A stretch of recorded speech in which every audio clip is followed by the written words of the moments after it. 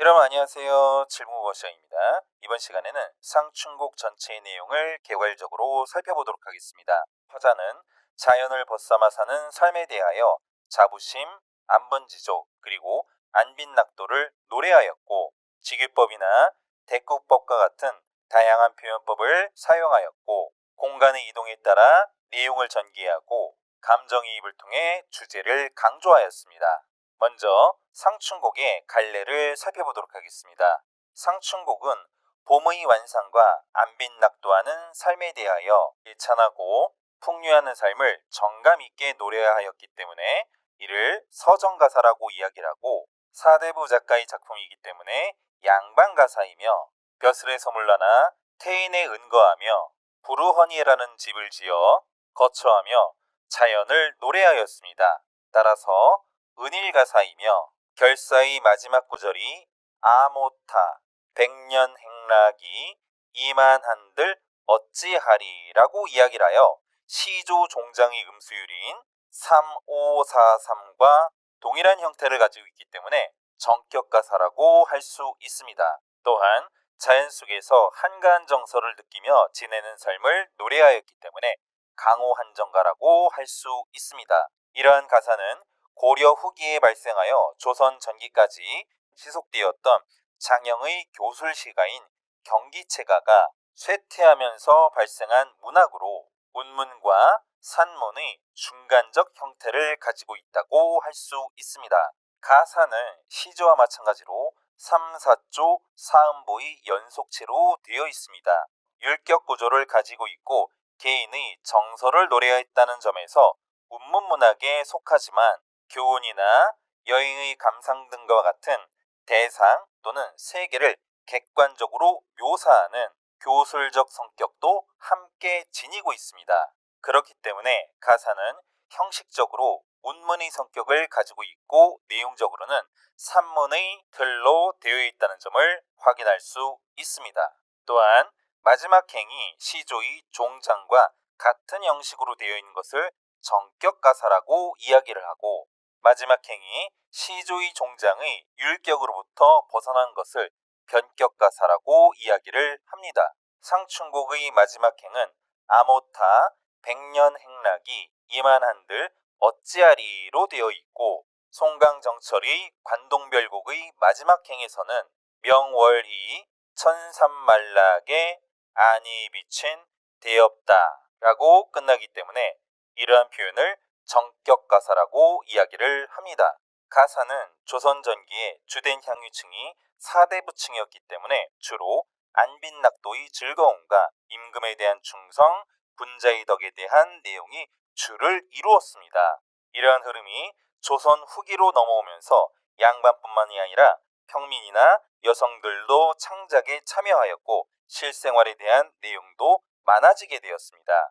또한 조선 전기에는 임금에 대한 충성심을 남녀의 애정에 빗대어 사대부라는 작가의 특수한 상황을 민간 남녀의 사랑에 빗댐으로써 이를 일반화, 보편화시켜 민중들로 하여금 공감을 얻을 수 있게 하는 구조를 취하였습니다. 이러한 작품에는 대표적으로 송강정철의 삼이인곡과 송미인곡이 있습니다.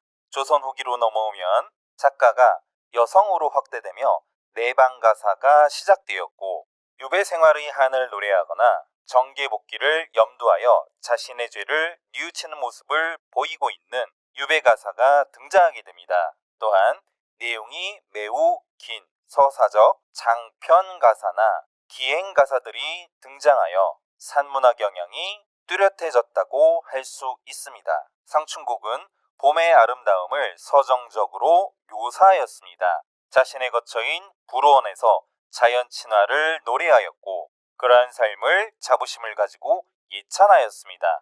봄의 아름다운 풍경을 감상하며 즐거움과 안빈낙도를 노래한 강호한정가라고 할 수 있습니다. 주요 구절 속에서 드러나는 화자의 인생관을 살펴보도록 하겠습니다. 화자는 서사 앞부분에서 홍진에 묻힌 분내 인해생에 어떠한고라고 이야기를 하여 붉은 먼지가 가득하여 앞이 보이지 않고 어지러운 현실에 묻혀 살아가는 사람들의 모습을 자신의 삶과 대조하여 제시하였습니다. 또한 같은 단락 서사에서 살림에 묻혀 있어 지락을 말할 것가라고 이야기를 하여 살림, 즉 아름다운 자연에 묻혀 지극한 즐거움을 누리고 있는 만족감과 자부심을 표현하였습니다. 결사에서는 공명도 날 끼우고 부귀도 날 끼우니라고 이야기를 하여 속세적 가치인 부귀와 공명을 멀리하겠다는 태도를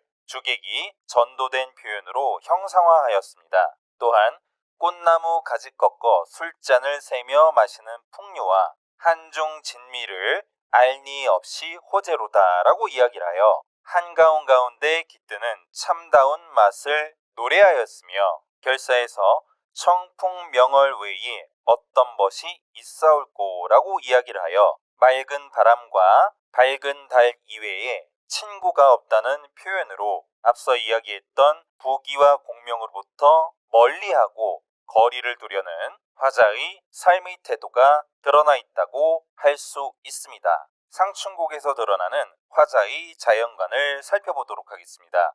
조선시대의 사대부는 겸재천하와 독선귀신이라는 이중적인 세계관을 동시에 가지고 있었습니다. 이는 세상에 도가 있을 때 나아가 다스리고 세상에 도가 사라지면 홀로 은거하여 몸을 닦아 선하게 한다는 사대부들의 이중적 의식세계입니다. 상춘곡에서도 이러한 이중적 의식세계를 살펴볼 수가 있는데 겸재천하하는 공간으로서 홍진, 즉 속세를 제시하였고 독선귀신하는 공간으로서 살림, 즉 자연을 설정하였습니다. 홍진은 과거에 관직에 나아가 정치에 참여하며 부귀와 공명을 누렸던 공간으로서 현재 화자가 지향하는 지점, 즉 동경의 공간이 아니기 때문에 부정적인 속성으로 설정되었고 살림, 즉 자연은 낙향하고 귀거래하여 학문을 닦고 심신을 수양하며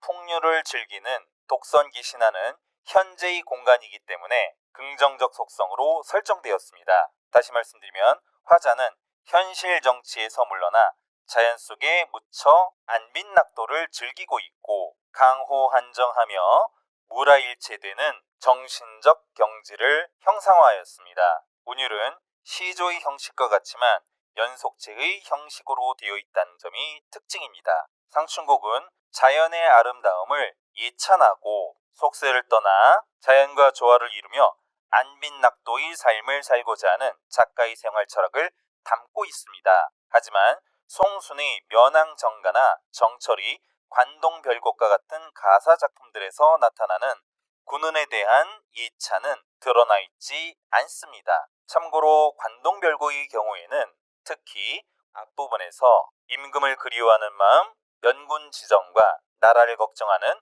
우국 지정이 형상화되어 있으며 작품 전체에 유교적인 충의 사상이 드러나 있다고 할 수 있습니다. 한편 송순의 면왕정가에서는 이 몸이 일원금도 역군은 이셨다라고 이야기를 하여 이 몸이 이렇게 지내는 것도 역시 임금의 은혜이시도다라는 표현으로서 상춘곡과는 달리 유교적 충의 사상을 표현하였습니다. 앞서 말씀드렸던 바와 같이 결사에서 공명도 날 끼우고 부귀도 날 끼우니라고 이야기를 하여 부귀와 공명이 오히려 나를 멀리하였다라고 표현함으로써 주객전도된 표현을 통하여 안문지족하고 비니무원한 화자의 인생관을 제시하였습니다. 상춘곡은 공간의 이동에 따라 시상이 전개되고 있습니다. 처음에는 좁은 공간인 수간모옥에서 출발해서 점차 넓은 공간인 산봉우리로 이동하며 공간을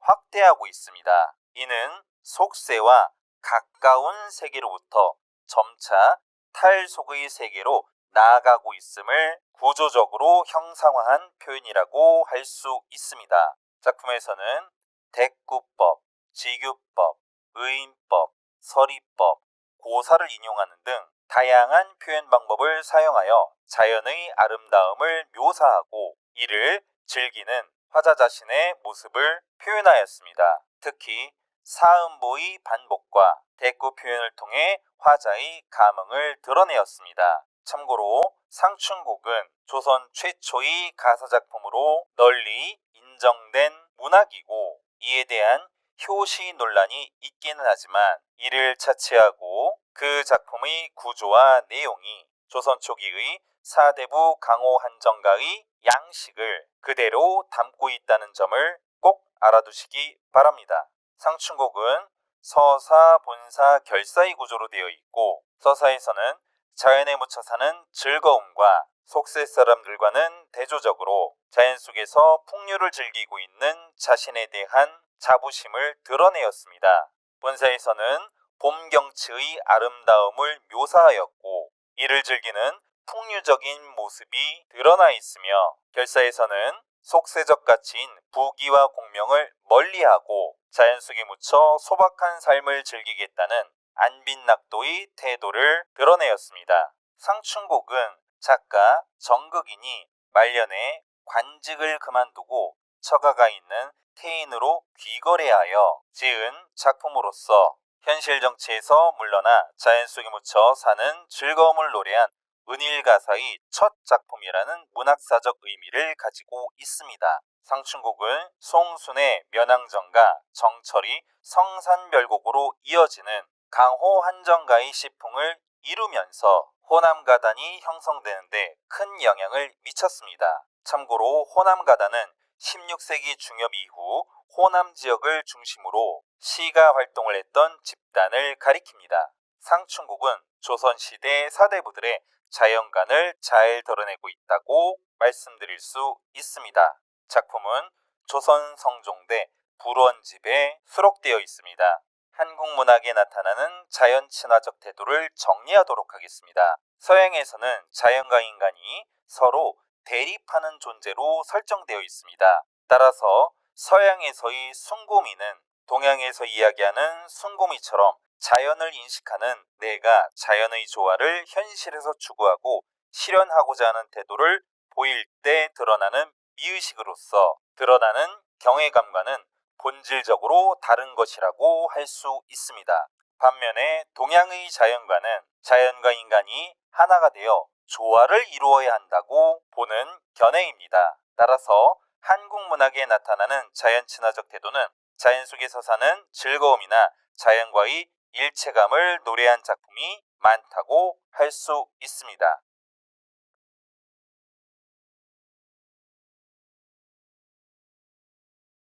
이번 시간에는 상춘곡 본문 가운데 서사단락을 살펴보도록 하겠습니다. 상춘곡의 화자는 속세를 상징하고 붉은 먼지를 뜻하는 홍진의 벼슬살이를 그만두고 처가가 있는 곳이며 사대부 문학에서 흔히 이상향으로 상정되는 자연이 있는 곳으로 귀거래하여 이를 즐기며 분수에 만족하는 삶을 살아가는 모습을 보여주고 있습니다.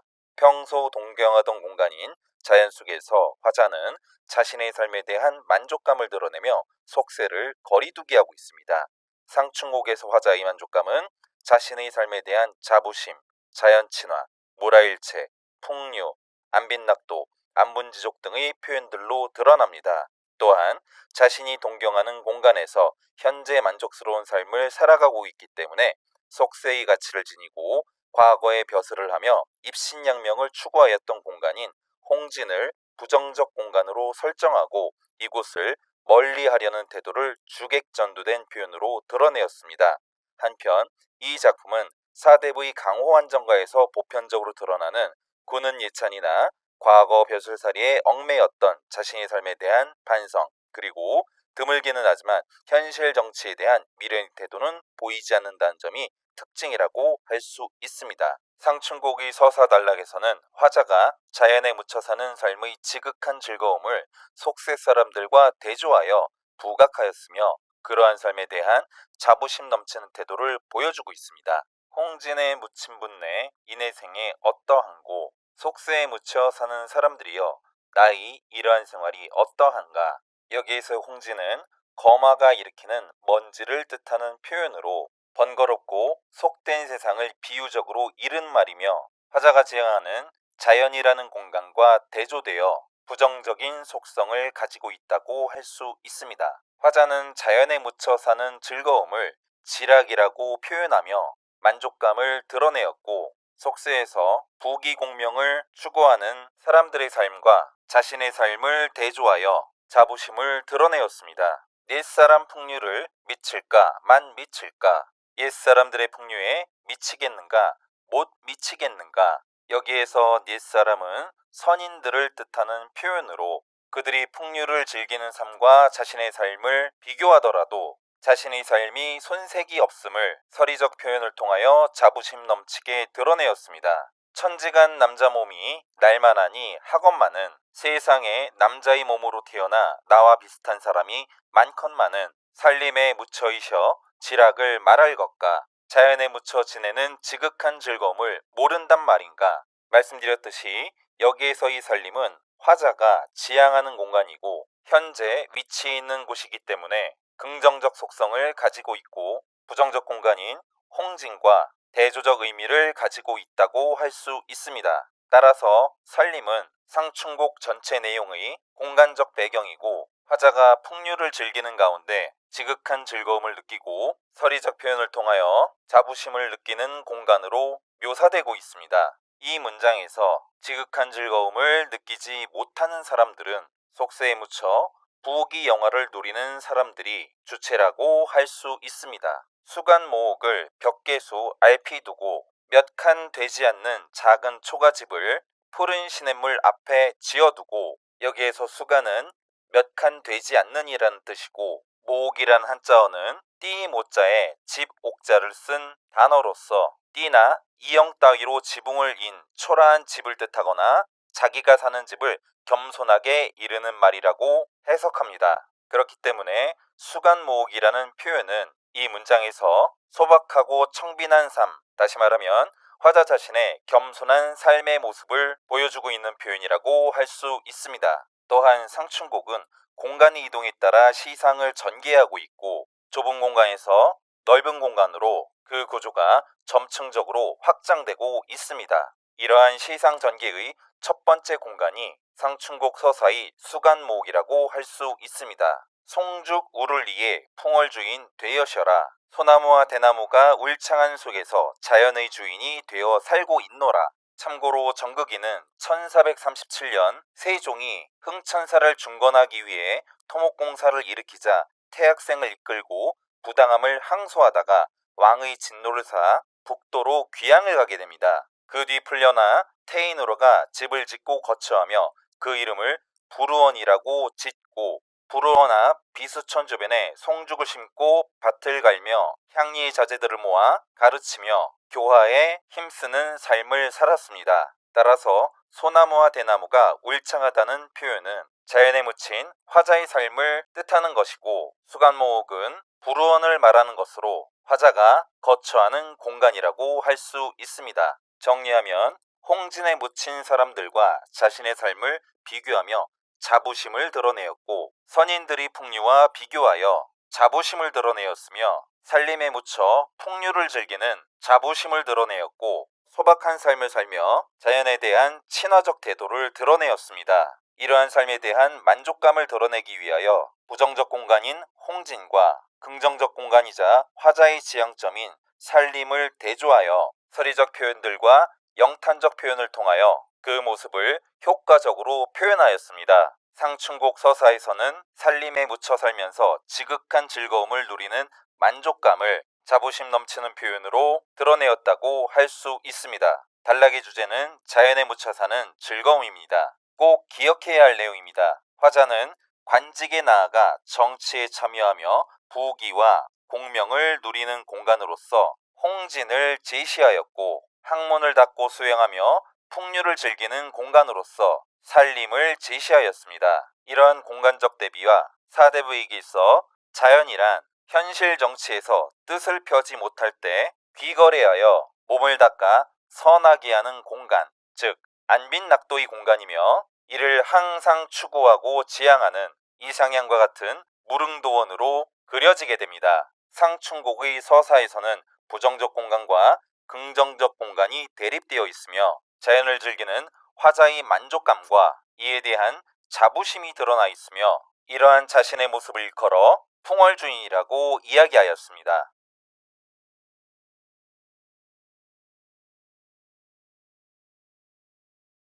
이번 시간에는 상충곡 본문 가운데 본사 앞부분의 내용을 살펴보도록 하겠습니다. 이 부분에서는 다양한 표현 기법을 사용하고 자연물에 감정을 이입하여 봄의 아름다운 경치를 묘사함과 동시에 화자의 즐거움을 표현하였습니다. 엊그제 겨울 지나 새봄이 돌아오니, 엊그제 겨울이 지나고 새봄이 돌아오니, 여기에서 새봄은 계절적 시간적 배경을 알려주는 표현입니다. 도화행화는 석양리에 피어 있고, 복숭아꽃과 살구꽃은 석양 속에 피어 있고, 여기에서 도자는 복숭아 나무를 뜻하는 한자어이고, 행자는 살구나무를 뜻하는 한자어입니다. 복숭아꽃과 살구꽃이 모두 봄에 꽃을 피운다는 점에서 마찬가지로 이는 봄의 계절적 배경을 드러내고 있는 동시에 이 꽃이 저녁 노을이 지는 가운데 피어 있다는 표현에서 자연 속에서 맞이하는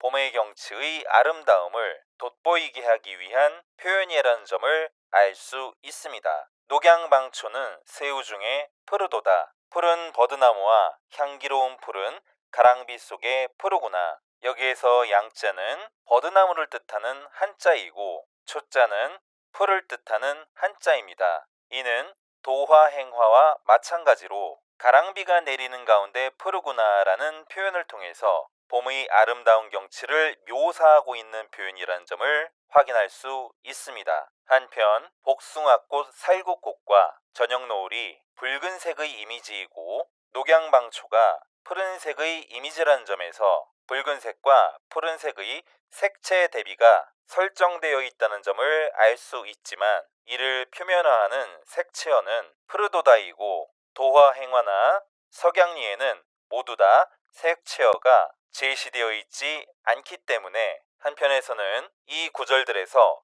색채의 대비가 존재하지 않다고 해석하기도 합니다. 따라서 현재 학습하고 있는 텍스트의 내용을 기준으로 능동적으로 이해해야 하며 만약 문제로 출제될 경우에는 해당 교재나 교수자의 의도와 지도 방향에 따라 정답을 골라내야 합니다. 또한 이 두 개의 문장은 앞문장과 뒷문장의 형식이 같은 대꾸법으로 되어 있고 이는 봄 경치의 아름다움과 화자가 느끼는 즐거움을 형상화한 표현이라고 할 수 있습니다. 칼로 말아낸가 붓으로 그려낸가, 칼로 마름질해 내었는가 붓으로 그려내었는가. 여기에서 칼로 마름질하고 붓으로 그려내었다는 표현은 저절로 만들어진 자연이 마치 의도를 가지고 잘라놓거나 그려놓은 것처럼 매우 아름답다는 뜻이므로 화자가 봄의 경치에 감탄하고 있음을 표현한 구절이라고 할 수 있습니다. 이 문장도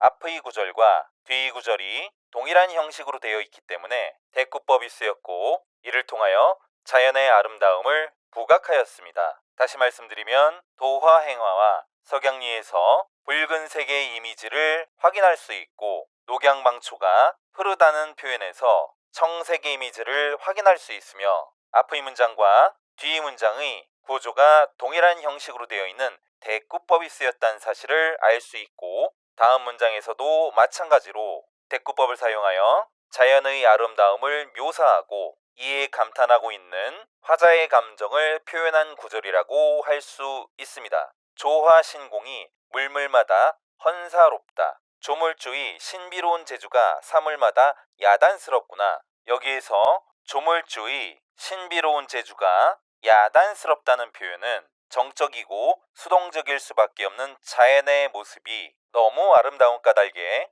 이는 조물주의 의지가 개입되지 않고는 설명할 수 없는 아름다움이기 때문에 오히려 능동적으로 만들어진 것이라는 화자의 느낌을 드러낸 표현이라고 할 수 있습니다. 수풀에 우는 새는 춘기를 만내 개워 소리마다 교태로다. 수풀에서 우는 새는 봄 기운을 끝내 못 이겨 소리마다 교태로구나. 이 부분에서 봄 기운을 끝내 못 이기다라는 표현은 그 주체가 표면적으로는 새이고 이면적으로는 화자라고 할 수 있습니다. 따라서 아름다운 봄 경치에 못 내겨워 즐거운 화자의 마음을 그 표면에서 자연물인 새가 대신 즐거워한다고 하였기 때문에 여기에서의 새는 화자의 감정이 이입된 대상이라고 할 수 있습니다. 이 부분이 시험에 인용될 경우에 외부 작품에서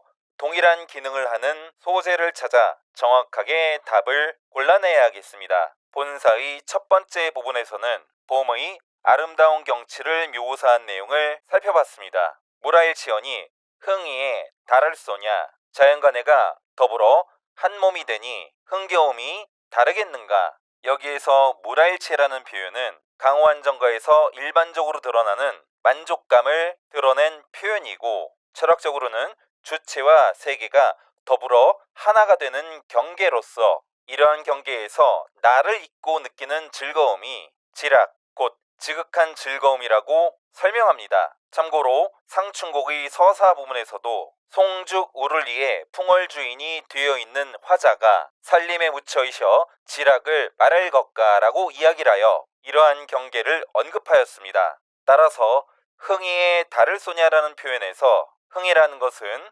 무라일체의 경지에서 느끼는 즐거움이기도 하며, 이는 서사단락에서 언급된 지락이라는 표현과 의미상 연결된다고 할 수 있습니다. 또한 이 부분에서는 서리법을 사용하여 화자의 즐거움이 돋보이게 하였습니다. 시비에 걸어보고 정자에 앉아보니, 살인문 앞을 걸어도 보고 정자 위에 앉아도 보니, 여기에서 정자는 상춘곡의 공간구조가 서사에서부터 본사 마지막 부분에까지 수간목, 정자, 시냇가, 봉두로 이어지는, 다시 말씀드리면 좁은 공간에서 점차 넓은 공간으로 나아가게 되는 시상전개를 따르고 있다는 점에서 볼 때 화자가 이동한 두 번째 공간이라고 할 수 있습니다. 소요음영하야 산일이 적적한데 천천히 거닐며 시를 나직이 읍조리니, 산속의 하루가 적적한데 여기에서 천천히 거닐며 시를 나직이 읍조린다는 소요음영이라는 표현은 뒷부분에 미음 완보하야 시냇가의 호자 앉아라고 이야기를 하여 시를 나직이 읍조리며 천천히 걸어가 시냇가에 혼자 앉아라는 표현이 나오며, 여기에서 미음 완보와 같은 의미이고 연결된 표현이라는 점을 알아두시기 바랍니다. 또한 산속의 하루가 적적하다라고 하여 조용하고 쓸쓸하다 또는 하는 일 없이 심심하다라는 표현으로 해석되는데, 이는 자연을 즐기는 화자의 만족감을 드러내는 표현으로서 사전적 의미 그대로 한가롭다로 해석되며, 때로는 일부의 고전문학 작품에서 이와는 반대로 바쁘다라고 표현하여 자연이 너무도 아름다워 이를 즐기기에 겨를이 없다라는 표현으로 반대되어 드러나기도 합니다. 한중진미를 알리 없이 호재로다. 한가로움 속에서 느끼는 참다운 맛을 알 사람 없이 나 혼자로구나. 여기에서 한중진미라는 표현은 앞에 있는 구절의 적적한 가운데 소요음영하는 화자의 풍요와 즐거움을 나타낸 표현이라고 할 수 있습니다. 정리하면 화자는 자연에 묻혀 무라일체의 경계에서 지극한 즐거움을 느끼며 이를 서리법을 통하여 드러내었고, 공간 이동의 전개에 따른 두 번째 공간인 정자가 제시되었으며, 본사 뒷부분의 미음안부와 연결되어 있는 소요음영을 하며 적적함의 즐거움인 한중진미를 만끽하고 있습니다. 본사 두 번째 부분에서는 화자가 느끼는 봄의 흥취를 서술했습니다. 본사 앞부분에서 드러나는 계절적 배경과 화자의 심리를 정리하겠습니다. 겨울이 지나고 새 봄이라는 계절적 배경이 제시되었습니다. 도화와 행화가 피어있고 녹양방초가 푸릅니다. 봄을 뜻하는 소재들이 제시되었고 색채의 대비가 이루어져 있습니다. 이러한 자연 속에서 화자는 감탄과 흥겨움을 만끽하고 있습니다. 앞부분에서 새봄을 맞이한 자연의 풍경을 석양리에 피어있는 도화행화, 새우 중에 푸르는 녹양방초, 조물조의 신비로운 재주가 들어있는 아름다운 자연, 이와 같은 내용들을 제시하며 대구, 서리, 색채 대조를 통하여 다채롭고도 아름다운 봄의 경치를 바라보며 감탄하고 있는 화자의 모습을 확인할 수 있었습니다. 춘기에 못 내겨온 화자의 감정을 새가 운다는 표현을 통하여 감정이입하였으며, 이러한 자연과 하나가 되어 그 즐거움을 만끽하였습니다. 화자는 자연에 묻혀 소요음영하며 춘기를 느끼고 무라일체의 경계에 있으며 한가로운 참맛을 홀로 누리고 있습니다.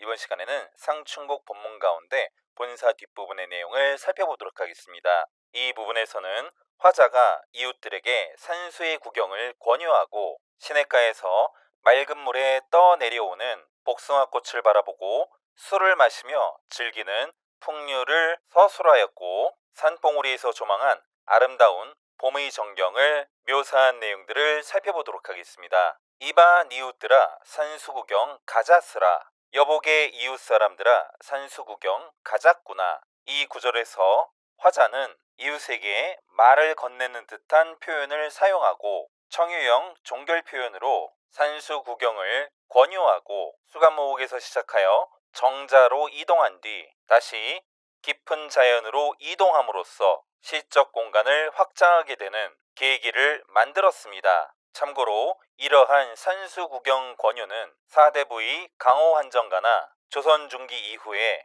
음력 3월 중순경에 꽃놀이를 위하여 교회나 야산 등지에서의 화전놀이를 소재로 한 규방가사인 화전가에서 자주 볼 수 있는 표현이며 그 형식은 화전놀이나 산수 또는 명승지에 대한 구경 권유와 이에 대한 수용 또는 거절 등의 답변으로 되어 있습니다. 답청을 한 오늘하고 욕기란 내일하세, 풀 밟기는 오늘하고 개울에 멱 감기는 내일하세. 여기에서 답청이란 양력 4월 5일경에 있는 24절기 중의 하나인 청명절에 파랗게 난 풀을 밟으며 산책하는 것으로 전통 명절 행사 가운데 하나이며 다른 말로 들놀이라고도 합니다. 욕기는 기수에서 목욕한다는 뜻으로 명예와 이익을 잇고 유유자적함을 이르는 말입니다. 이는 공자가 몇몇 제자에게 각자가 가진 뜻을 말해보라고 하자 제자 증석이 기수에서 목욕하고 무에 올라가 바람을 쐬고 노래하며 돌아오겠다고 대답한 고사에서 유래합니다. 따라서 이 구절에서 답청과 욕기를 한다는 내용은 화자가 자연에 묻혀 유유자적하고 있음을 보여주는 것이라고 할 수 있습니다. 아침에 채산하고 나조해 조수하세. 아침에 산나물 캐고 저녁에 낚시하세. 여기에서 한자 채는 캐다라는 뜻을 가지고 있고 산에서 무엇을 캐다라고 이야기하였기 때문에 이는 산에서 나무를 채취한 행위를 뜻하는 것이고 한자 조는 낚시질이라는 뜻으로 물가에 나아가 소박하게 어로하는 것을 뜻합니다. 이 부분의 내용을 정리하면 화자는 말을 건네는 방식과 청유형 종결 표현을 사용하여 산수구경을 권유하였으며 이는 깊은 자연 속, 다시 말씀드리면 거처하고 풍류를 즐기는 곳이 좁은 공간에서 넓은 공간으로 이동하며 확장되고 있다는 것을 보여주고 있습니다. 청명절에 풀밟기하고 욕심을 잊고 유유자적하며 산나무를 캐고 소박하게 낚시질을 하며 자연 속에서 한중진미, 즉 한가로움을 즐기는 모습을 앞문장과 뒷문장이 동일한 형식으로 되어 있는 대꾸법을 활용하여 드러내었습니다. 본사의 세 번째 부분에서는 화자가 이웃들에게 산수 구경을 권유하는 모습을 살펴봤습니다. 갓 꿰어 익은 술을 갈건으로 밭아놓고 이제 막 익은 술을 칡배로 만든 두건으로 걸러놓고 여기에서 술은 자연을 즐기는 화자의 흥취를 고조시키는 기능을 하는 소재이며 갈건은 칡갈자와 수건 건자를 사용한 한자어로 칡배 즉 갈포로 만든 두건을 뜻하는 말이고 중국 동진의 시인 도연명이 술을 무척 좋아하여 술이 익으면 머리에 쓰던 갈건을 벗어 술을 마시고 다시 쓰곤 했다는 고사에서 유래합니다. 이러한 고사로 인하여 두건으로 술을 거른다는 뜻으로 녹주건이라는 말이 있으며 술을 거르는 늙은이라는 뜻으로 녹주옹이라는 표현이 쓰이고 이는 도연명을 이르는 표현입니다. 꽃나무 가지 꺾어 수 놓고 먹으리라. 꽃나무 가지 꺾어 술잔을 세어가며 마시리라. 여기에서 수 놓고라는 표현은 여러 가지 색실을 바늘에 꿰어 피륙에 그림이나 글씨, 무늬 따위를 떠서 놓는 행위를 뜻하는 수놓다가 아니고 술을 마실 때마다 꽃을 꺾어 그 잔수를 세는 의미로 쓰여 수를 세다라는 뜻으로 해석합니다. 한편 이 구절은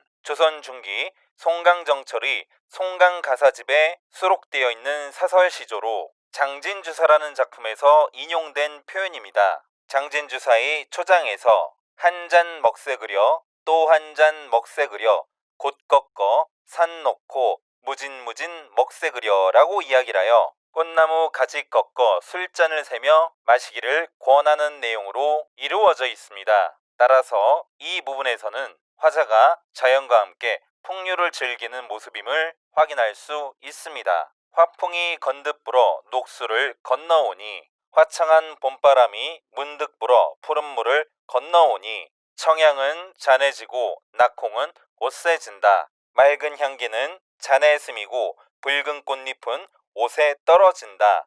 여기에서 청양이 술잔에 스며들고 붉은 꽃잎이 옷에 떨어진다는 표현은 모두 스며들다, 즉 하나가 되다는 뜻으로 청양과 내가 들고 있는 술잔이 하나가 되고 낙홍과 나의 옷이 하나가 된다는 뜻으로 자연과 하나가 된 모습을 감각적으로 형상화하였으며 문장의 앞구절과 뒷구절이 동일한 구조로 되어 있는 대꾸의 형식을 띠고 있다는 점을 확인할 수 있습니다. 준중이 비었거든 날다려 알외여라. 술동이가 비었거든 나에게 알리어라. 소동 아해다려 주가에 술을 물어. 심부름하는 아이에게 술집에 술이 있는지를 물어. 어른은 막대 잡고 아해는 술을 메고 어른이 지팡이를 짚고 아이는 술동이를 맨다는 표현에서 유교윤리 가운데 오륜의 하나로서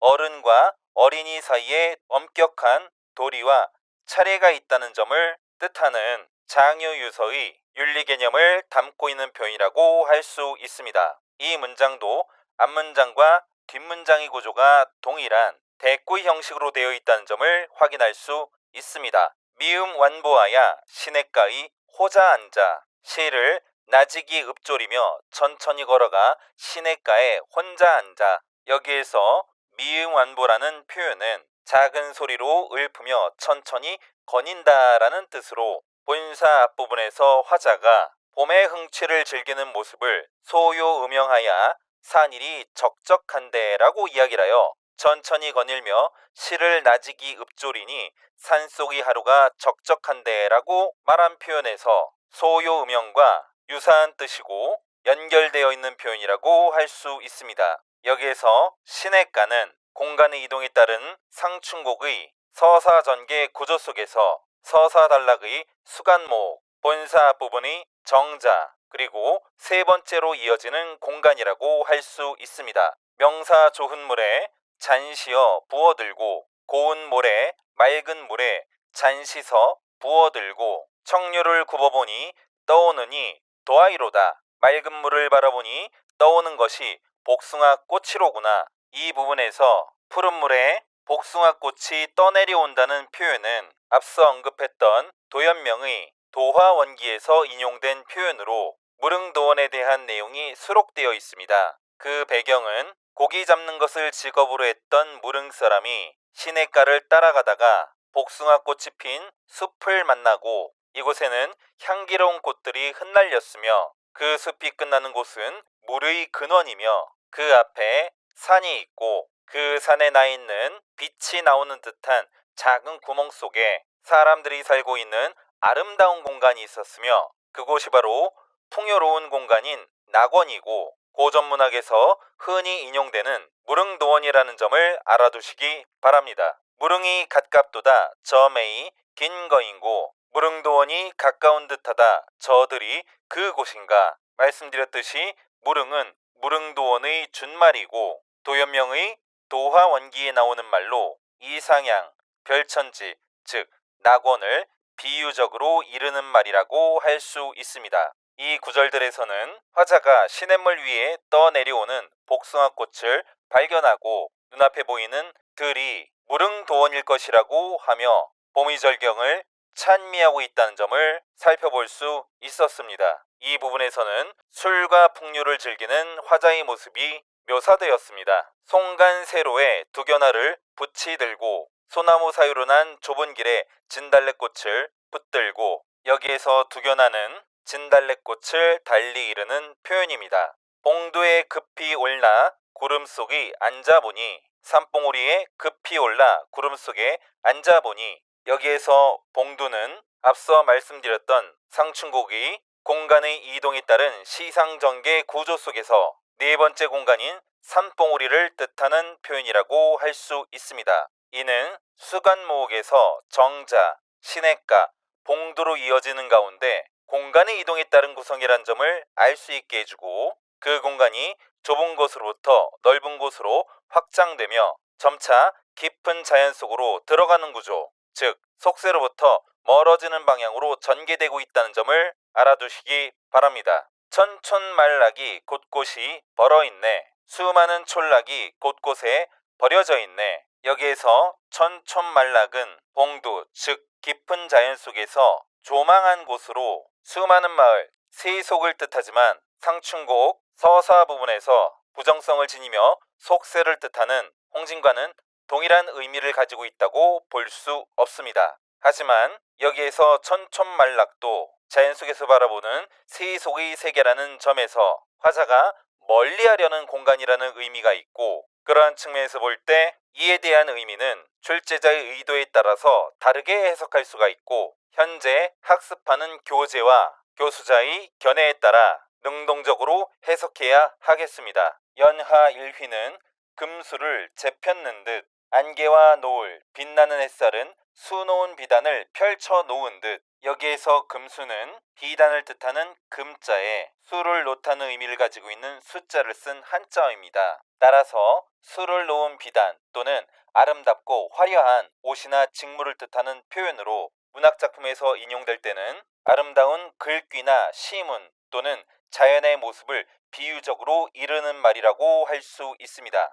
또한 그러한 비단을 펼쳐놓은 것 같다라고 이야기를 하여 직유법을 사용하여 아름다움을 드러내었습니다. 엊그제 검은들이 봄빛도 유여할샤. 엊그제까지만 해도 거뭇거뭇했던 들에 이제 봄빛이 흘러 넘치는구나. 여기에서 엊그제 검은들은 봄이 오기 전 겨울 들판의 모습으로 풀이 나지 않은 메마른 살림을 뜻하는 표현이라고 할 수 있습니다. 이 부분에서는 네 번째 시적 공간인 산봉우리에 올라 구름 속에 앉아 세속의 마을들과 아름다운 경치를 바라보며 그 아름다운 모습을 직유법을 사용하여 드러내었고, 겨울 들판의 모습과 대조하여 봄의 생명력을 부각하였습니다. 본사 마지막 부분에서는 산봉우리에서 바라본 봄의 경치를 확인할 수 있었습니다. 청양이 잔에 스며들고 떨어지는 꽃잎이 옷으로 진다는 표현에서 시냇물을 건너온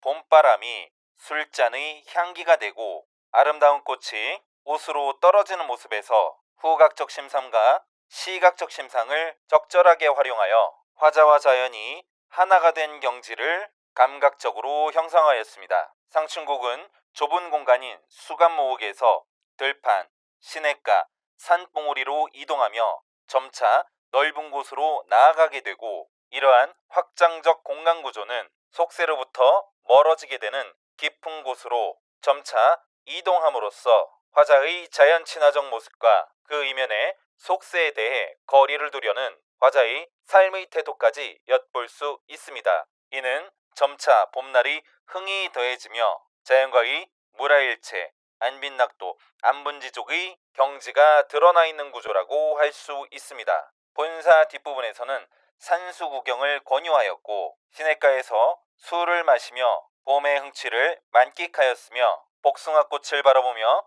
무릉을 연상하고 산봉우리에 올라 천촌말락과 아름다운 자연 그리고 생명력 넘치는 봄의 들판을 감상하며 감탄하였습니다.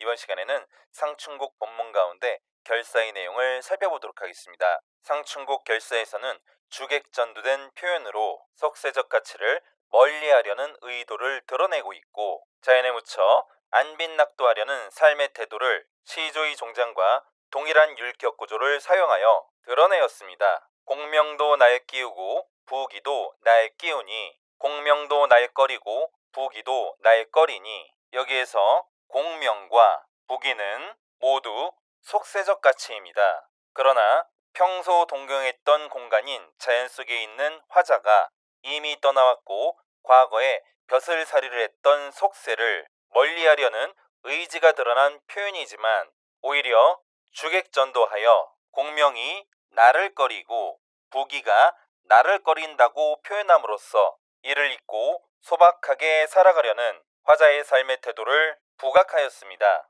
청풍명월 외에 어떤 벗이 있사올고 맑은 바람과 밝은 달 외에 어떤 벗이 있겠는가. 여기에서 맑은 바람과 밝은 달은 자연을 의미하고 이들만을 친구 삼았다는 점에서 의인법이 쓰였다는 점을 알 수 있으며 이러한 표현은 자연과 보다 친밀감을 드러내는 것이라고 할 수 있습니다.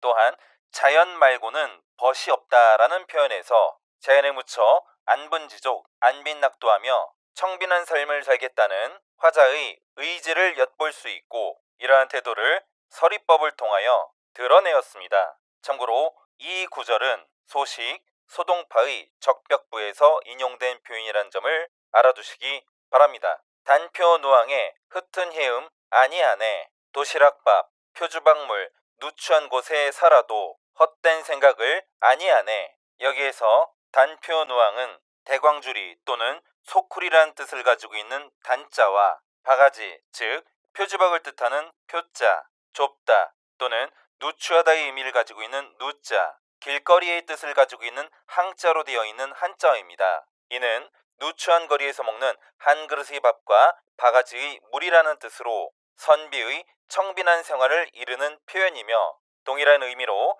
단사표음이라는 한자어가 있습니다. 이는 고전문학에서 청빈하고 소박한 삶을 드러내는 표현으로 반드시 기억해 두시기 바랍니다. 또한 헛된 생각을 하지 않겠다고 했는데 화자가 멀리하려는 헛된 생각은 앞선 구절에서 공명과 부기를 뜻하는 것으로 이를 멀리하려는 화자의 의지가 드러나 있는 표현이고 이는 결사의 첫 번째 구절과 연결된 의미라고 할 수 있습니다. 아모타 백년행락이 이만한들 어찌하리. 아무튼 평생 누리는 즐거움이 이 정도면 만족스럽지 않은가. 여기에서 화자는 평생 누리는 즐거움이 이만하면 족하다라고 이야기를 하여 화자의 안빈낙도의 삶의 태도를 서리법과 함께 드러내었으며 율격 구조가 시조의 종장과 똑같은 3543에서 마지막 어절 한 글자가 첨가된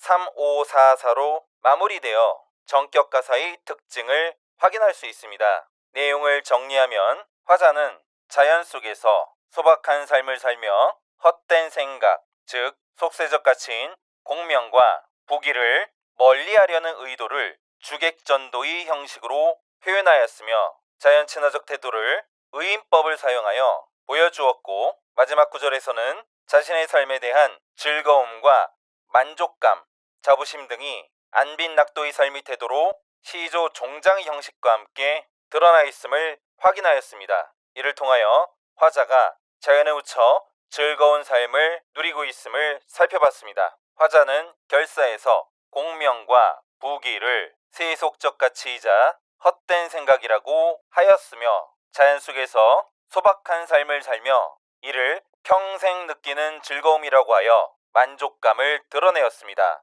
화자에게는 청풍명월 외에 벗이 없다고 하여 자연 친화적 삶을 드러내었고 누추한 거리에서 먹는 한 덩이 밥과 표주박의 물이라는 표현으로 청빈한 생활을 하겠다는 안빈낙도의 삶의 태도를 보여주었습니다. 상춘곡의 주요 한자어입니다. 풍월주의는 맑은 바람과 밝은 달, 즉 아름다운 자연을 즐기는 사람이란 뜻이고 물아일체는 물아, 외부 세계와 내가, 일체, 더불어 하나가 되는 경계를 뜻하며 화자의 지향점이자 화자가 현재 위치하고 있는 공간인 자연 속에서의 삶의 태도라고 할 수 있습니다. 한중진미는 한중, 한가로움 속에 진미, 느낄 수 있는 참된 즐거움으로 소요 음영하고 미음 완보하는 가운데 적적한 삶을 만끽하는 화자의 흥취를 표현한 한자어입니다. 무릉도어는 속세를 벗어난 공간인 이상향을 뜻하는 것으로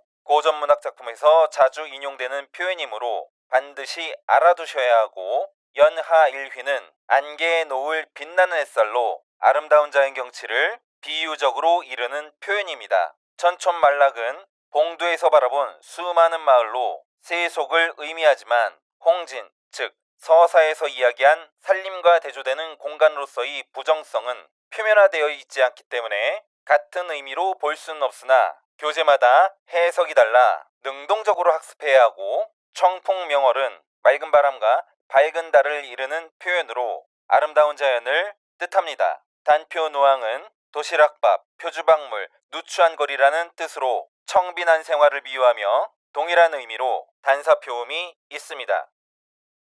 그러면 7분 국어 마치도록 하겠습니다. 안녕.